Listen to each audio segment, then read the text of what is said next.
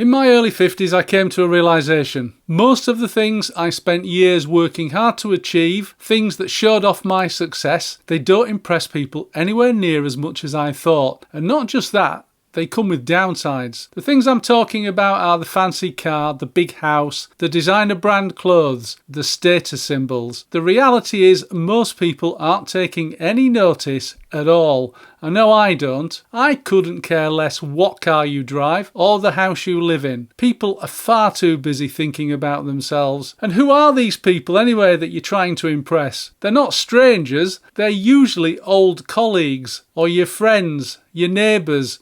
Maybe they're the parents at your kid's school. Maybe they're your old school friends. People you grew up comparing yourself to. People who knew you when you were younger and you had absolutely nothing. It's easy to carry those comparisons around for decades, long after they stop mattering. By the time you reach your 50s, you start realising most of those people aren't thinking about you either. And when I finally understood that, it changed everything. Because the day you stop trying to look the part is the day you become free. The older I get, and I'm 65 now, the more I'm convinced that looking poor is actually a much better way. Now, before anyone gets upset, I'm not saying you should live in poverty or walk around in rags, dirty and unkempt. I'm not saying you should stop enjoying life, and I'm certainly not saying you should get rid of everything you own. Well, maybe most of it. What I am saying is this.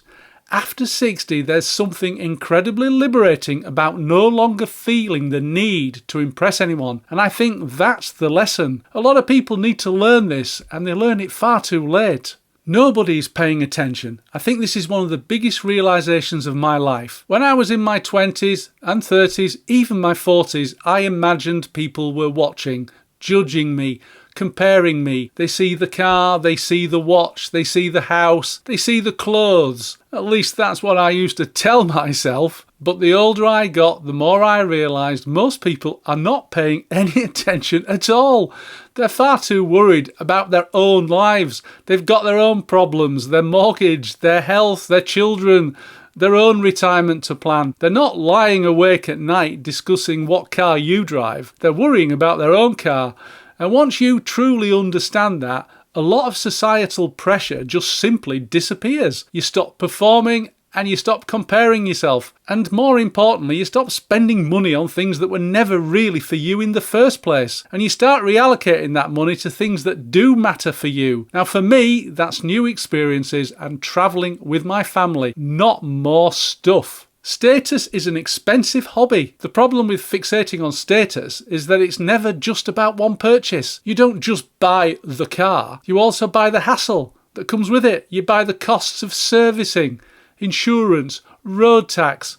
You don't just buy the big house, you buy the maintenance, the heating, the garden, the constant repairs, the endless responsibility. One purchase seems to create another, and another, and another. And if you're not careful, you end up spending decades of your precious life building a lifestyle to impress without ever asking whether you actually enjoy it or not. Because the hidden cost isn't the money, it's something else entirely that impacts on your freedom. The real cost is wasted time. The bigger house, well, it needs looking after. That massive garden needs maintaining. Those possessions need storing, and they also need cleaning and organising, insuring, repairs, administering. And one day you just take a look around and you realise you're spending a hell of a lot of your life looking after things. And these things were supposed to improve your life. That's a strange trade when you think about it, because after 60, time becomes a lot more valuable than status. The older I got, the less I needed to prove to anyone. I think this is one of the best things about getting older. When you're 30, you feel like you have something to prove. When you're 40, you still feel like you have something to prove too. And at 50, many people are still playing that silly game, trying to show the world that they matter, that they've made it, that they're successful, that they are ever so important. But somewhere in your 50s, there's a nagging question that starts appearing. Who is it exactly that I'm trying to impress? The people at the traffic lights? The people in the supermarket car park? The neighbours maybe? People you don't even like. And once you answer that question honestly, the whole game starts falling apart. If nobody could see your house, would you still want it? And if nobody could see that Rolex watch, would you still buy it? If nobody knew what car you drove, would it matter at all? Now, I know these are uncomfortable questions, but they do reveal something important. How many of your decisions are really yours? And how many are performances for other people? It's a very strange thing when you think about it. The moment you stop needing that approval, you feel ever so much lighter. Looking successful and being successful aren't the same thing. This might be the biggest lesson of all, because the two are often confused. Some people spend their entire lives looking successful. They have the image, they've got the status symbol, the appearance. They seem to have it all, but underneath it, they're stressed, overstretched, often in debt, and they're definitely working longer than they want to, worrying more than they really should. My dad used to refer to them as living in the big house and eating spam for Sunday lunch, whilst he lived in a modest house and ate roast beef. Do you get the message? Meanwhile, someone else is quietly building options, time, freedom, peace of mind. They may not look as impressive, but they can wake up on a Tuesday morning and do whatever they want. To me, that's success. Not image, freedom. You stop buying things for other people to notice. This took me until 50 to understand. I'm a late learner, because when you're younger, a lot of purchases are social. The car, the watch, the house, the holiday, the clothes. Part of the decision is, what will the Joneses think? You may not say it out loud, but it's there.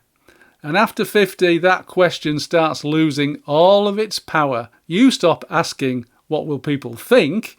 And you start asking something different. Do I even want this? And that's a very different question, and it leads to very different decisions. One of the things about getting older is how often the answer becomes no. I don't actually want it. I just got used to thinking I should want it. The status house, the status car, the status clothes, any status symbol to show off. And sometimes the desire was never really yours to begin with. It belonged to a much, much younger version of you.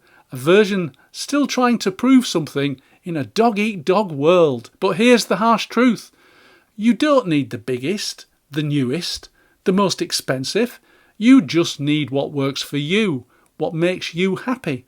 And honestly, that's a much better way to live. I still buy nice things. Some of you will be thinking, hang on a minute, Nick. You drive a Tesla, not an old banger. You wear an Omega watch, not a Timex. I've seen you in your videos wearing a Montclair Parker. You own some nice clothes. And you'd be right. I do. But here's the difference. The Tesla is 5 years old and they are a common sight on the roads around here. In York, you're more likely to see them at a taxi rank. Now that's hardly flash, is it? And this Omega is 25 years old.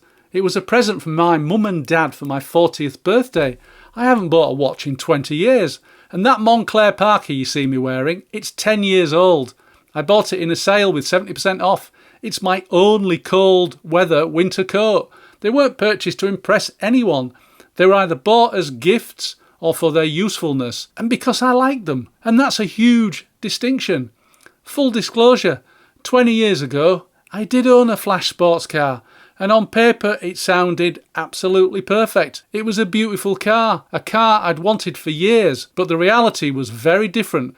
People wanted to talk about it. People came up to me wanting to look at it. And one day, a group of youths in a clapped-out Golf GTI started hounding me on the road. They were driving incredibly erratically, trying to provoke a reaction. They wanted to race me. And the whole thing left me feeling incredibly uncomfortable. I remember thinking, this is ridiculous. I bought the car to enjoy driving it, but all it seemed to do was attract attention that I didn't want. So I sold it and I never replaced it. I haven't owned a flash car since, and it taught me something important. Sometimes the things that attract the most admiration also attract the most attention, and that attention isn't always a good thing. The older I get, the more I value privacy and peace of mind. I like this old watch. I like my common car. And I like a good quality coat. But most of the time you'll find me in a t-shirt, jeans and a pair of Stan Smiths. Because I don't need status symbols to tell the world who I am. And if they disappeared tomorrow, I'd still be the same person. That's the difference. When something becomes part of your identity, you might become dependent on it. When it's just something you enjoy for itself, you remain free. When I was younger, I thought luxury was something you could buy. But the older I get, the more I'm convinced that the ultimate luxury, it isn't a thing at all. It's not needing approval. It's not caring what other people think. It's being comfortable with who you are in your own skin. It's being able to walk into a room without needing to impress a single person in there. Being able to live life very much on your terms. Now that kind of freedom is worth more than anything you can buy. And too many people never experience it because they spend their entire lives chasing validation from people who weren't paying attention anyway. I'll be the first to admit, for the first half of my adult life, I thought success was something other people should see. At 65 and being in the second half of life, I think the best things in life are invisible. Things like peace of mind, contentment, freedom, the ability to live life on your own terms, not somebody else's.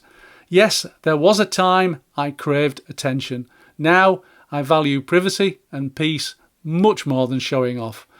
Don't misunderstand me. I'm not saying hide away from the world like a bloody hermit. I have a YouTube channel. I sit in front of a camera every week. I'm recognised in public from time to time. Even the landlord of my favourite pub watches my videos.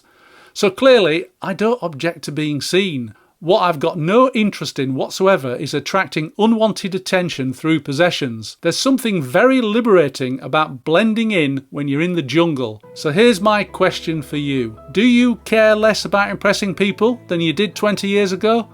Let me know in the comments. And if this video resonated with you, watch this one next. It's about the things you should sell before you retire. Thanks for watching. I'll see you next time.